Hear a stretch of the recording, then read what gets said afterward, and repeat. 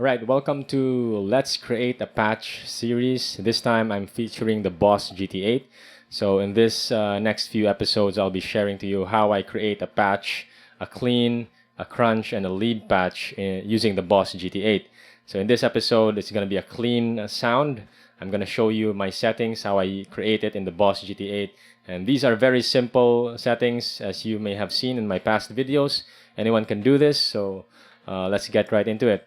So I'm gonna initialize a patch here. I'm currently at bank 33 patch number 1.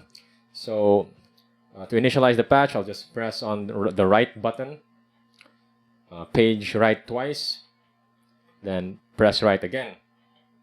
So that is a blank patch now.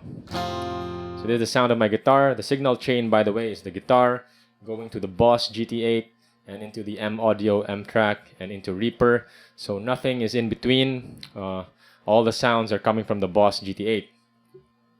So the first thing that I usually do in any patch that I make is to turn on the amp simulation, or in this case, it's a preamp. They call it a preamp speaker effect. So I'll just turn that on. The default amp at first is a JC-120. So that's the amp type. You can choose, there's a variety of different amps, like a warm clean. There's also a clean twin. There's a few others like the Vox, the T-amp clean. You can choose any of those amps. They all sound great. But let's stick with the JC-120 because that's the first one. I don't really mind too much. They sound different, but they all sound good.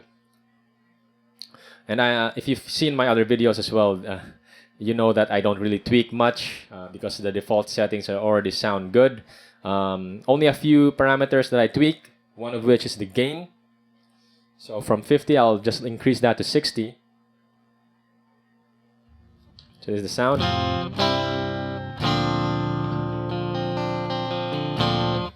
And the rest, I leave to default. 50, the bass, middle, treble are all 50. Presence at 0. Level at 50. So that's the clean preamp side of things. The next effect that I'd like to add is a compressor. So the compressor block is before the preamp block. So let's just turn that on. And immediately it balances the level of the sound. Makes it sound more even. And once again, they're all at 50. Sustain, attack, tone is at 0, level at 50. Of course, if you want to edit it, you can. If you feel like you need it to be more brighter, then you can increase the tone by 7. If you want. I don't really touch it. I don't mind. So let's leave it at 5. So just to compare, this is the sound of the compressor without the compressor. With the compressor on, so it just evens it out. So the next effect that I'm gonna add to this is a chorus.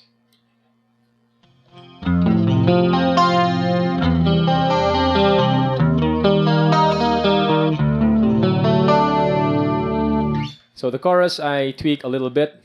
I prefer high depth, low rate. So I'll just increase the depth here to around 70. And the rate maybe 30, 35. Let's stick to 30 to give me that luscious sounding chorus.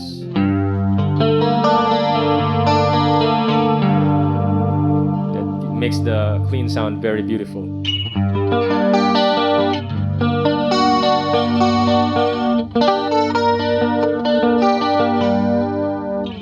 So for the most part, that's the bulk of the clean sound. The other things that I will add is, which I always add in every patch that I make, is a short delay and a reverb. So I get a short delay using the sub delay effect, and that's in effects 2. So I'll turn that on, and that's the last effect if you select the effects 2. So sub delay 400 milliseconds. And by default, it's very convenient because that's the default setting. So 400 milliseconds, and give me that short delay.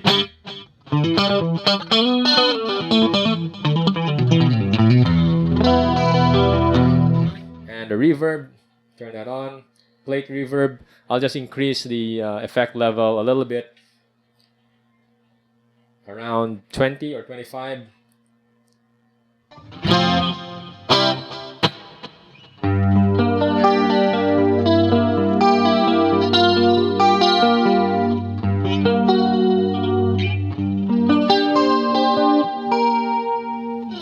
So that's my clean sound. It's very simple. Anyone can do this.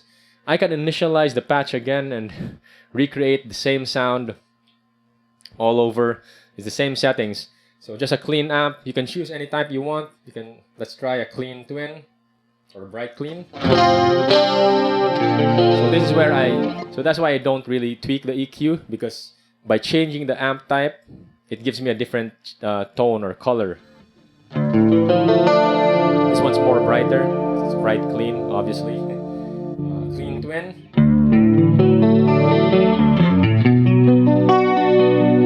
This one sounds more full. But without changing the EQ, without changing the compressor, the chorus, the delay, I just change the amp type, and that's usually how I do it. So let's just save that. So all these settings are saved in this patch, and let's just assign the name so that we won't forget that it's a clean patch. That's it. Now you have a clean patch. So in the next 2 videos, I'll share how I create a crunch patch and a lead patch. So stay tuned for that. If you have any questions, leave them down below. Thank you so much for watching.